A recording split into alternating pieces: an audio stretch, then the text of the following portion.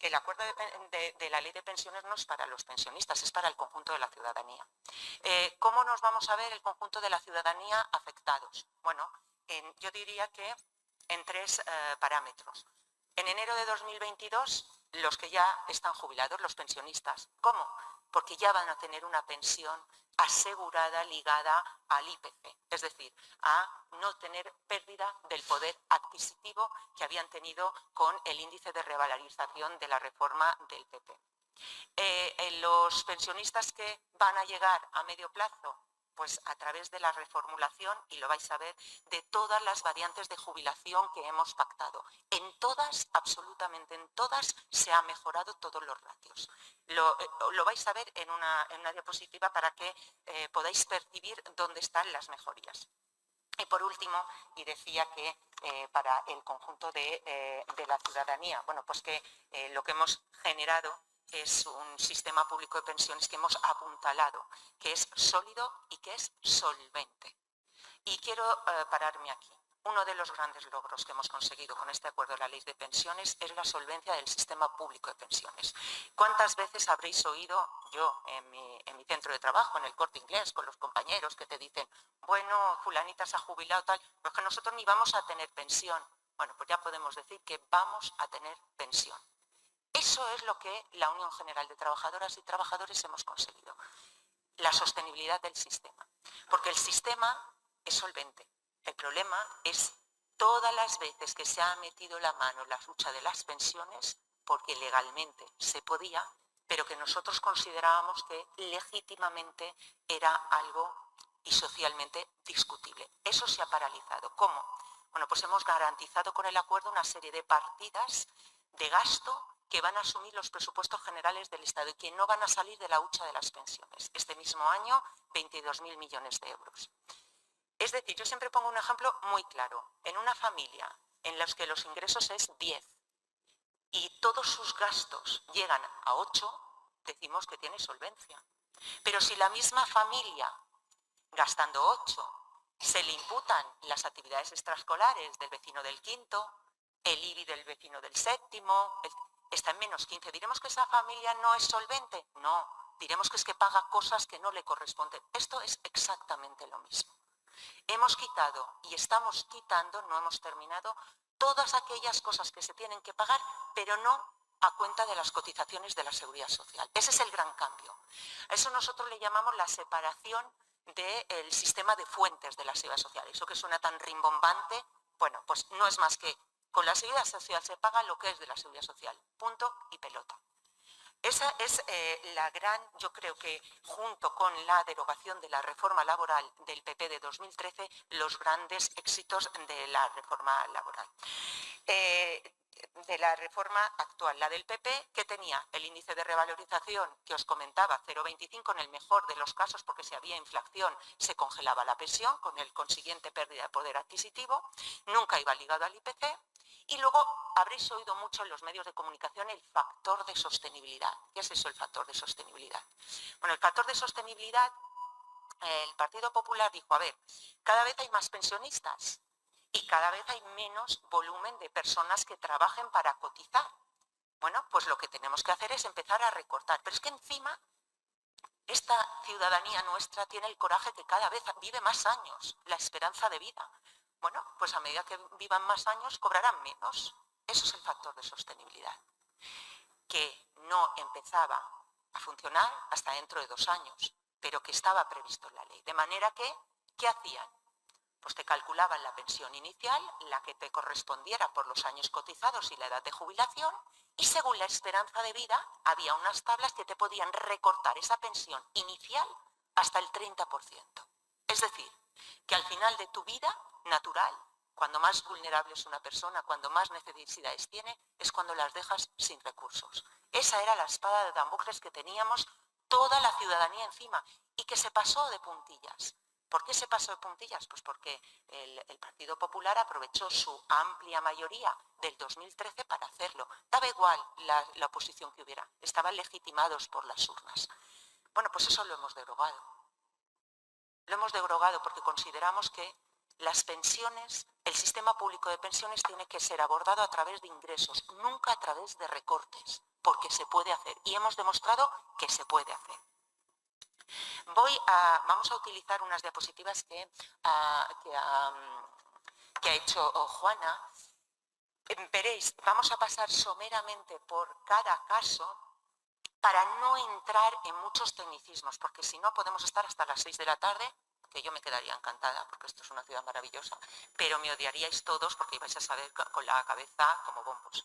Entonces, esto, si queréis, además de toda la información del Servicio de Estudios Confederales que enviamos, esto lo podemos distribuir para que luego lo tengáis. Es decir, no es necesario, si no queréis coger apuntes, por si os va mejor prestar atención, luego os lo entregamos y os lo hacemos llegar, sin ningún problema. Bueno, hablamos en la introducción lo que yo os decía. ¿Qué mejoras conllevan el nuevo sistema? Bueno, pues mejoras para los pensionistas y para el sistema de pensiones, pensionistas actuales y pensionistas futuros.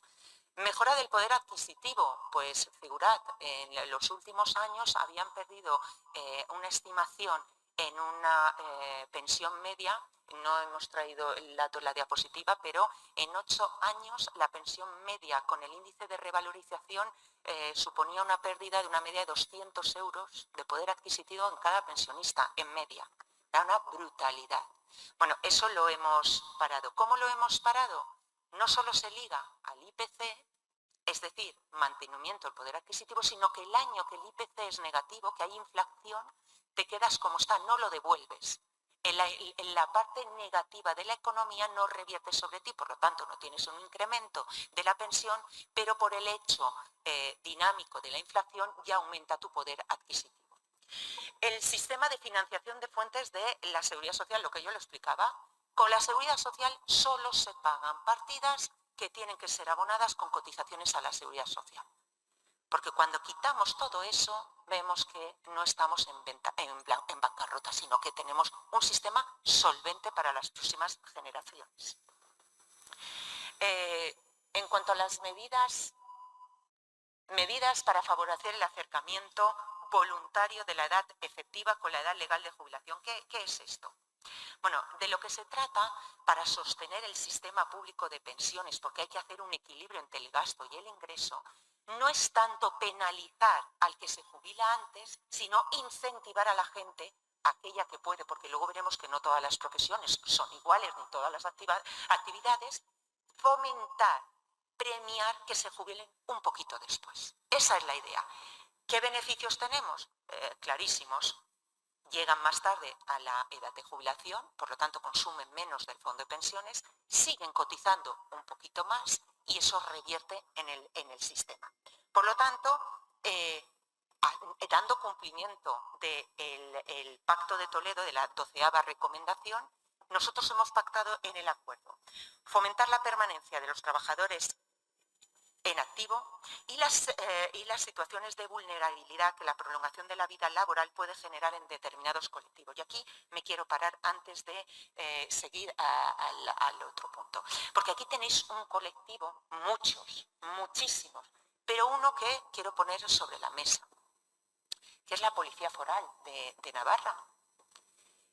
Y diréis, ¿por qué la policía con la de colectivos que hay? Pues porque es un colectivo que en otras comunidades autónomas tiene reconocida que tiene la actividad una penosidad, peligrosidad y tienen unos coeficientes especiales y una edad especial de jubilación y aquí no se tienen. ¿Por qué? Os lo explico, vamos, es una cuestión política que estamos nosotros denunciando, abordando. La Policía Foral Navarra y los Mossos d'Esquadra son los únicos cuerpos de policía local que no tienen acceso, porque sus expedientes están ahí perdidos, a una reducción en cuanto a la anticipación de la edad de jubilación. Bueno, pues eso lo hemos cambiado en el acuerdo. Lo hemos cambiado en cuanto al procedimiento, porque el procedimiento actual es verdad que contempla la posibilidad de determinados colectivos, muchos agentes forestales, seguro que en cada uno de vuestros sectores hay camareras de piso, hay infinidad de colectivos, pero luego es el procedimiento quien lo paraliza. Es decir, depende de la administración, tú cumples determinados ratios, pero la valoración no deja de ser subjetiva. Entonces se dan situaciones como el ejemplo que os pongo. teniendo los mismos ratios de peligrosidad, de penosidad y en la poca segunda actividad en esos sectores, tenemos circunstancias que la Policía Local de Madrid sí que puede acceder a cosas que la Policía Local Foral de Navarra no. Pues hemos cambiado el procedimiento. Ahora empezamos la negociación de esa parte del procedimiento. Ahora, cuando se determine quiénes pueden acceder, qué colectivos y qué sectores, lo vamos a hacer en una mesa en la que no va a estar el Ministerio. Van a estar los sindicatos, las empresas y el Ministerio. Y cada solicitud tiene que ir avalada por la Administración, en el caso de funcionarios públicos, o por empresarios y los sindicatos más representativos, UGT y comisiones, a la hora de abordar el examen del expediente. Por lo tanto, quitamos la subjetividad del procedimiento. Es decir, sin cambiar la ley, sí que vamos a cambiar el efecto perverso que ésta tenía.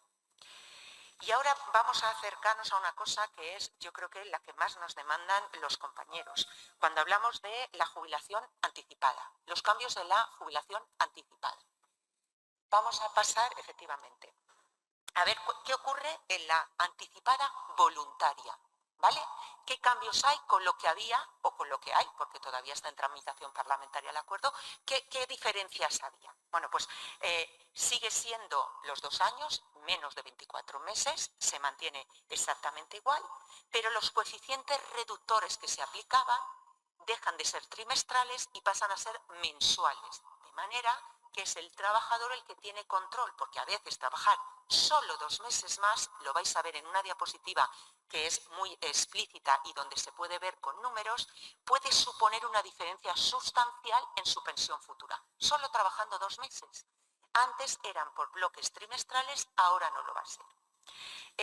Vais a ver que se da un tratamiento mucho más favorable a las carreras de cotización más largas. Es decir, el input del coeficiente reductor no solo va a ir dependiendo de la edad en la que tú te jubilas, de la anticipación de los 2 años o 18 meses o 1 año, sino de cuántos años llevas tú cotizados. Y aquí me quiero parar un momento porque hay el run social porque no se hace pedagogía desde el Ministerio y no se explican las cosas en decir que, y lo oiréis, pues vamos, yo lo he oído, es más, yo confieso que lo he dicho, vamos, que dices, bueno, pero ¿cómo puede ser que a mí me quede esta pensión cuando me quiero jubilar a los 61 si yo llevo 40 años cotizados? Esto lo habréis oído muchísimas veces. 40 años cotizados y a los 60 no me puedo jubilar, o a los 61. Bueno, pues tiene una clara explicación. Cuando tú ves cómo está construido el sistema público de pensiones, uno de los más avanzados de Europa es el nuestro, es en un principio de solidaridad. No es un sistema de capital privado. Un sistema privado de pensiones, tú vas haciendo una hucha y cuando te jubilas, tú recuperas. Nuestro sistema público no está basado en eso.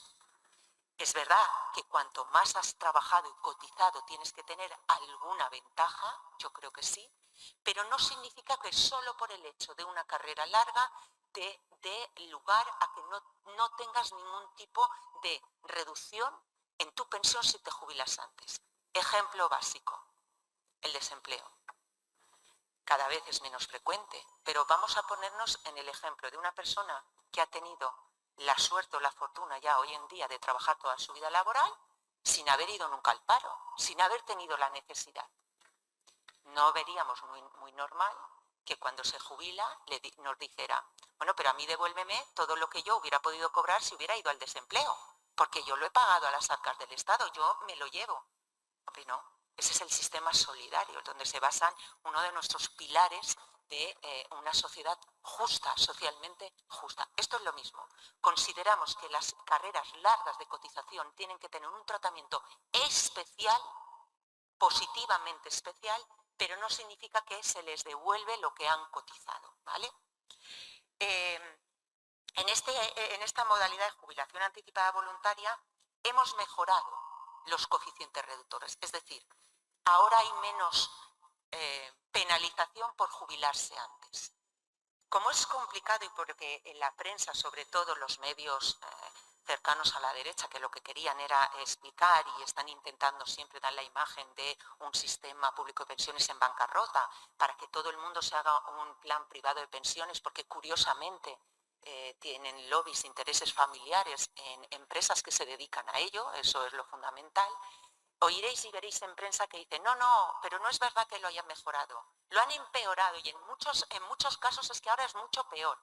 Pues no hay nada mejor para desmontar las cosas que con el ejemplo real. Vamos a ver qué pasa con nuestros salarios, ¿de acuerdo? Entonces lo que hemos hecho son 3 casos. Hemos hecho, ¿qué ocurre con un salario de 1.500 euros, uno de 2.500 y otro de 3.500?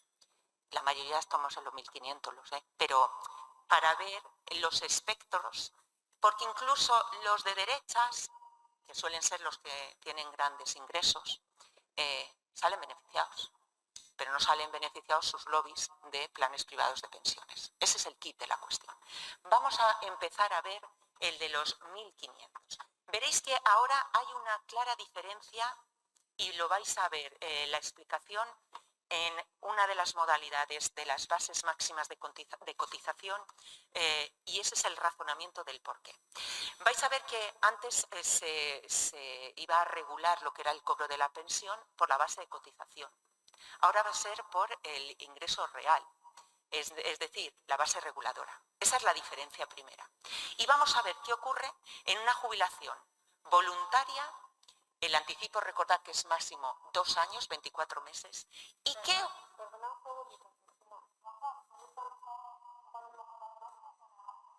Ay, no se ve más. Vale, bueno, yo os explico lo que se ve en la primera columna porque la letra es pequeñita, ¿vale? La primera columna, ¿vale? Arriba a la izquierda.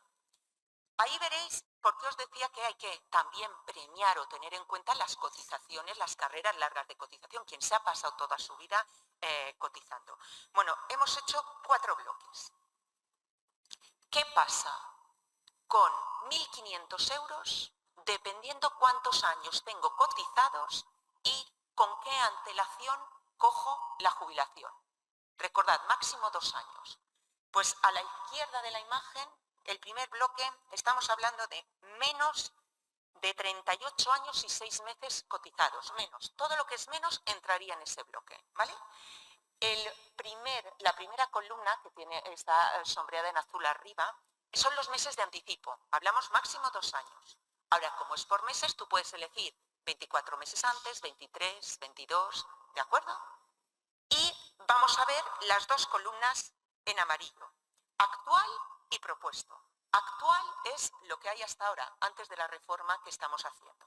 Bueno, pues vemos la base reguladora y vemos que si yo cojo la jubilación voluntaria anticipada con estos periodos de cotización menos de 38 años, yo ganaba 1.080 con la actualidad y con lo que nosotros acordamos 1.015,71. Dices, ostras, ¿me has bajado 64 euros? Sí. Hemos empeorado. ¿Por qué hemos empeorado? El siguiente mes, la siguiente opción, 23 meses. En la actualidad 1.080 euros, con lo que hemos acordado 1.059. Dices, me has empeorado 20 euros también. Pero a partir del siguiente fragmento, 22 meses, hasta el número 4 se mejora. ¿Qué significa esto? ¿Por qué hemos hecho esto? Porque hay, en totalidad, contáis los 24, hay 19 meses en los que el coeficiente reductor ha bajado. Hay 5 en los que aumentan. ¿Por qué? Porque intentamos incentivar a la gente que se quede al menos unos meses más. 2 meses hablamos, ¿eh? Con que tú retrases tu jubilación anticipada 2 meses de lo que tenemos actualmente a lo que hemos acordado, ya sales ganando. Pero es que eso va aumentando a medida que vas hasta llegar a el mes número 13, es decir, si yo en lugar de adelantar mi jubilación 24 meses, la adelanto 13, ya gano en este rango de salario 53,10. Por lo tanto, en un espectro de 24 meses, en 19 sales pues, con unas condiciones mucho mejor. ¿Qué pasa más adelante? Esto y a lo que os decía, vamos a ir premiando aquellas carreras que son largas. Nos ocurre en el segundo supuesto, más de 38 años y 6 meses cotizados y menos de 41 y 6 meses. El siguiente bloque, más de 41 años y 6 meses cotizados y menos de 44. Y llegamos al final, más de 44 años y medio cotizados. Esos no tienen hasta el mes número 7 ningún tipo de rebaja comparación de lo que tienen ahora. Y la rebaja que tienen siguiente es de 1 euro al año, 1,93 € al año. Por lo tanto, queda más que claro que hemos mejorado el conjunto. ¿De qué manera? Incentivando que la gente, como puede decidir por meses, en lugar de yo irme 2 años antes a la jubilación, me voy 2 años y 2 meses menos. Con algo tan simple. Y todo lo hemos mejorado. Por lo tanto, con el de 1.500, pero vais a ver, y os lo enviaremos porque es de verdad que es necesario que lo veáis, porque esto desmonta todos los discursos, sobre todo de la derecha, de algunos medios de comunicación. ¿Se han empeorado los coeficientes? Bueno, sí, hemos empeorado 3 coeficientes de 24. Los otros han mejorado. Lo tenemos con los de 2.500 y lo tenemos, el ejemplo, con los de 3.500. En todos, hablo de todos, aquellas carreras más largas, la de 44 años y medio cotizados, en ese caso es el más beneficiado. Es decir, nosotros primamos y premiamos las carreras más largas de cotización. Bueno, yo creo que esto, que lo miraréis con tranquilidad porque os pasaremos las diapositivas, es un claro reflejo que desmonta todo eso que dice la derecha. Pero es que además el gobierno, y eso lo ha hecho el gobierno, yo creo que no ha estado acertado porque eso era mesa de diálogo social, lo han querido hacer ellos como una guinda, evidentemente no nos hemos puesto en contra ni mucho menos, pero yo creo que deberían de haber tratado asuntos dentro de la mesa del diálogo social y llegar más allá. Para todas aquellas carreras y repito, esto es legislado directamente por el Ministerio, lo ha puesto en el acuerdo directamente, es una mejora ligera, pero es una mejora, no ha pasado por mesa de diálogo social. A mí me lo comunicó el secretario de Estado en agosto, estando de vacaciones, oye, que se nos ha ocurrido hacer esto. Yo, claro, ¿cómo te voy a decir que no, si es una mejora?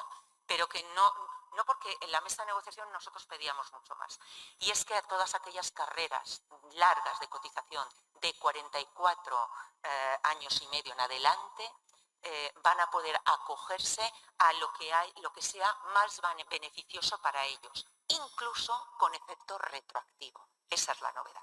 Es decir, alguien que ya estaba jubilado y ahora miramos si esto le conviene más, se puede acoger. No solo es para nuevas jubilaciones, ¿vale? Vamos a seguir a la jubilación anticipada involuntaria, que es la siguiente. En esta también se mantiene lo de los 4 años, es decir, los plazos en los que tú te puedes adelantar no han cambiado. En la voluntaria 2 años, en la involuntaria 4 años. ¿Qué se ha mejorado aquí? Todos los supuestos que se consideran involuntarios, ¿de acuerdo? Os pongo un ejemplo. No se contemplaba como involuntario,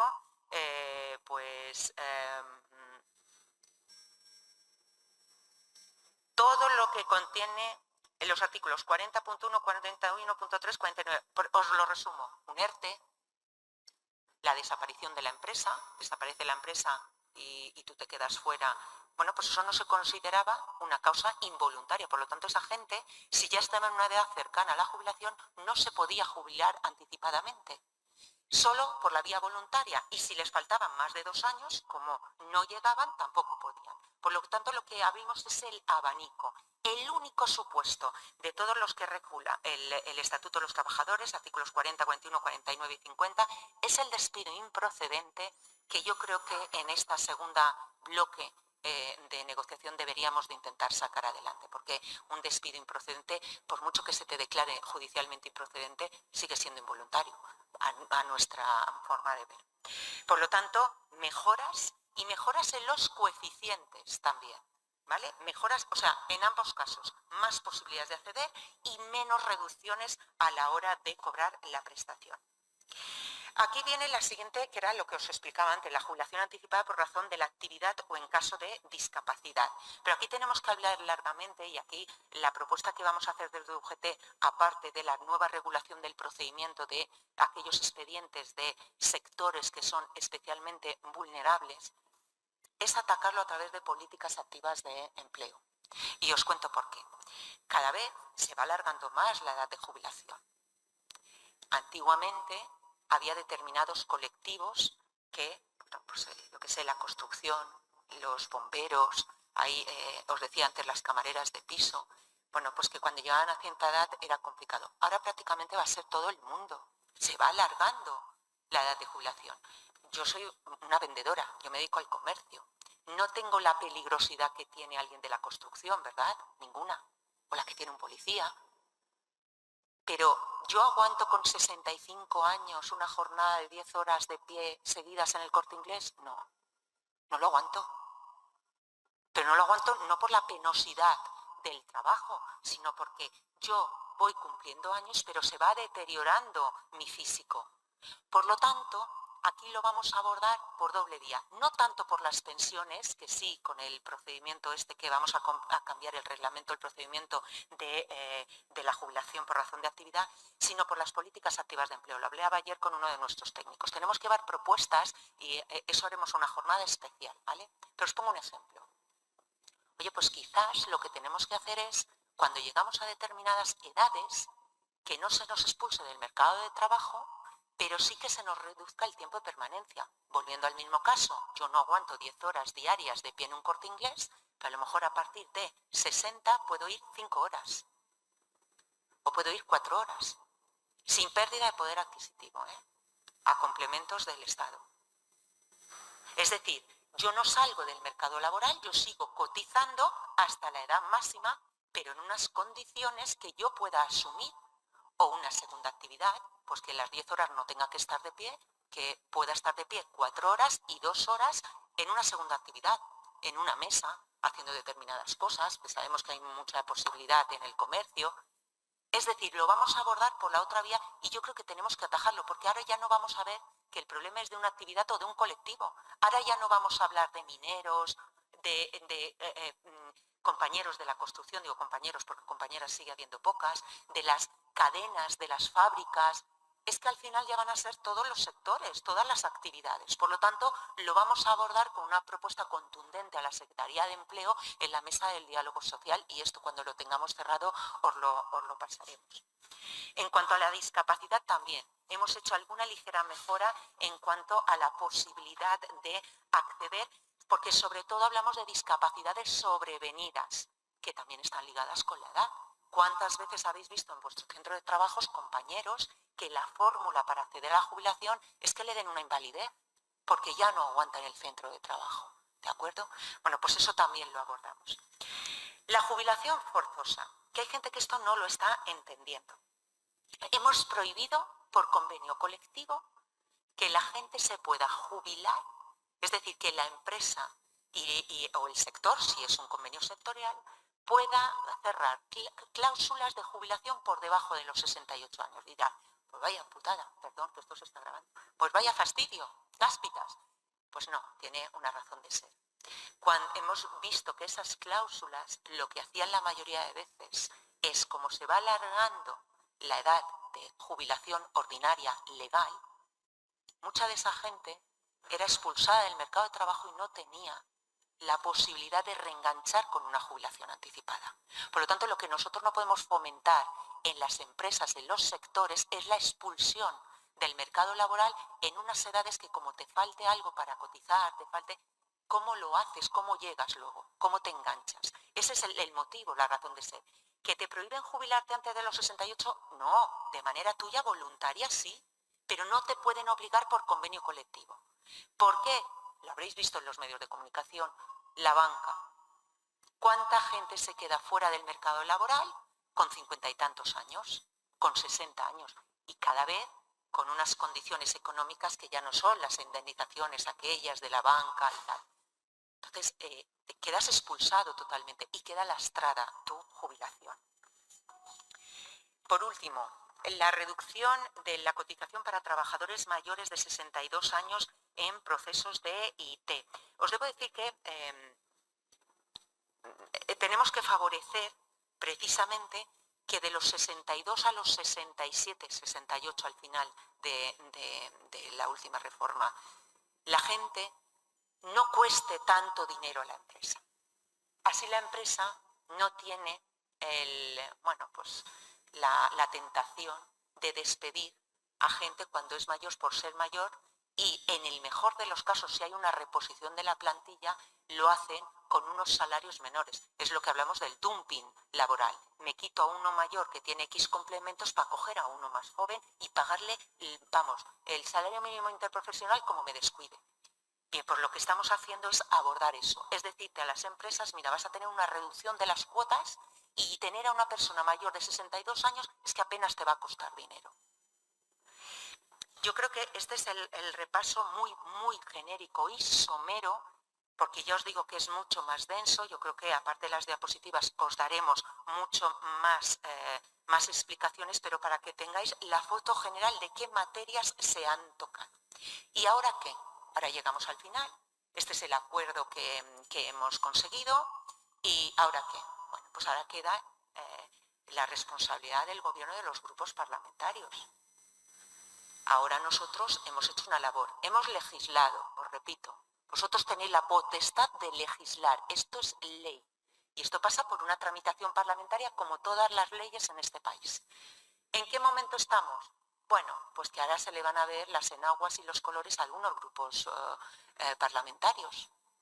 Hacemos un acuerdo, se pasa a la mesa del Congreso de los Diputados y se abre un periodo de adaptación, de consultas, de presentación de enmiendas. Las enmiendas pueden ser de dos maneras: totales, es decir, a mí no me sirve lo que han acordado estos señores, quítela, o de articulado, parciales, es decir, no me gusta la jubilación parcial anticipada y quiero poner esto. Esas son las dos vías, ¿vale? Yo puedo entender un articulado parcial, es decir, una enmienda articulada, una enmienda parcial, yo la puedo entender.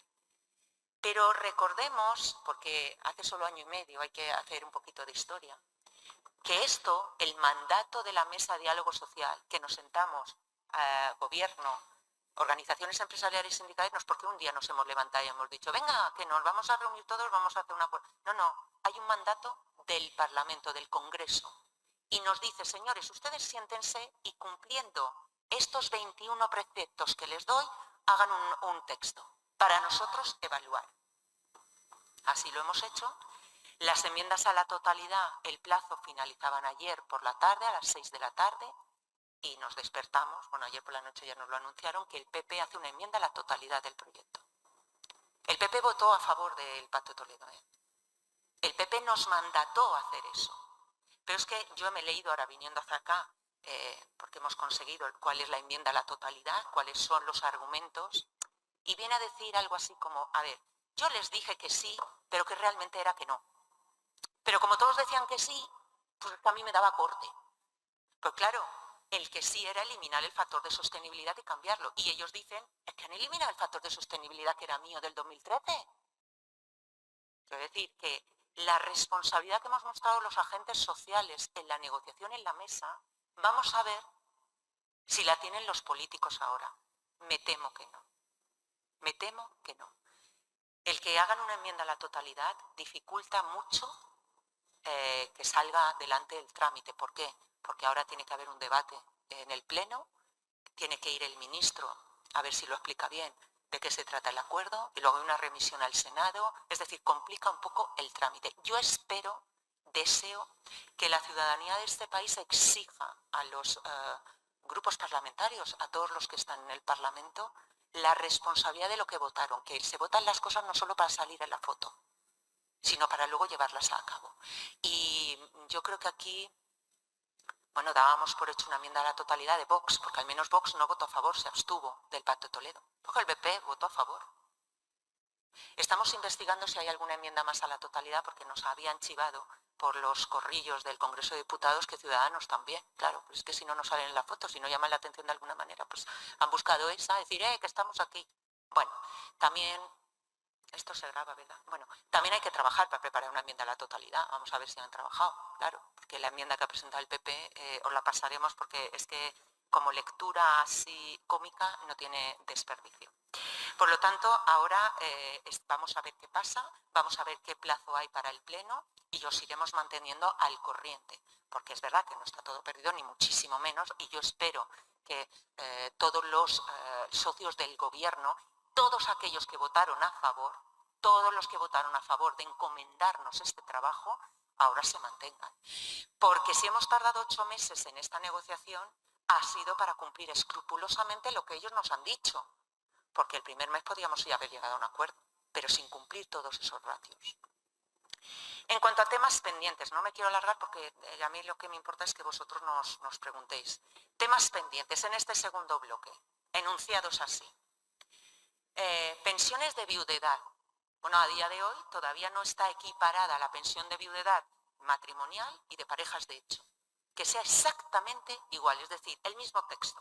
Tú eres pareja de hecho y cobras y tienes que tener los mismos requisitos como si fueras un matrimonio institucionalmente así recogido. Más cosas. Becarios. Los becarios, cada vez hay más tiempo que los jóvenes tienen una participación en el mercado laboral como becarios. Pues esos son años que no cotizan. Cotización obligatoria de becarios, incluso de aquellos que no cobran, que no tienen un salario. Cotización por parte de la empresa de los becarios. Hay que sostener el sistema de pensiones, pero hay que posibilitar que esos compañeros jóvenes que llegan muy tarde al mercado laboral porque no tienen oportunidad no se vean encima penalizados el día de mañana por no tener la carrera de cotizaciones que es necesaria para acceder a la jubilación. Importantísimo. Autónomos. Esto va a ser... Autónomos. ¿Qué ocurre con los autónomos? Bueno, pues que muchos autónomos que tienen unos ingresos muy justitos tienen que pagar un mínimo y pagan un mínimo de autónomo. Que ese mínimo muchas veces está muy por encima de lo que les costaría o tendrían que pagar en el régimen general por esos ingresos, pero muy por encima. Pero que luego hay autónomos que cobran mucho y decidan la banda más bajita. ¿Qué ocurre? Que cuando esos se jubilan, quieren los mismos derechos que los que hemos cotizado en el régimen general. Y dices, hombre, picha, bueno, hombre, a ver, que si tú durante toda tu vida te has ahorrado una contribución a la cotización, no esperes que cuando seas mayor te beneficies del sistema público y tengas los mismos beneficios que aquellos que hemos cotizado en el régimen general. Entonces hay que hacer esa modificación. Por abajo no habrá problema, por arriba va a haber problema, porque los empresarios que han acordado que sí, la COE ha acordado que sí, ha puesto, es mucho tiempo, pero bueno, ha puesto como máximo para hacer esa reforma 9 años. ¿Por qué? Porque ellos dicen, bueno, vamos a empezar si eso por los de abajo, que ya los que ganan mucho ya más adelante los tocamos. Bueno, nosotros no vamos a estar de acuerdo. De hecho, ya lo hemos dicho en la mesa. La mesa de pensiones se reinició el 15 de septiembre y ya les dijimos que no.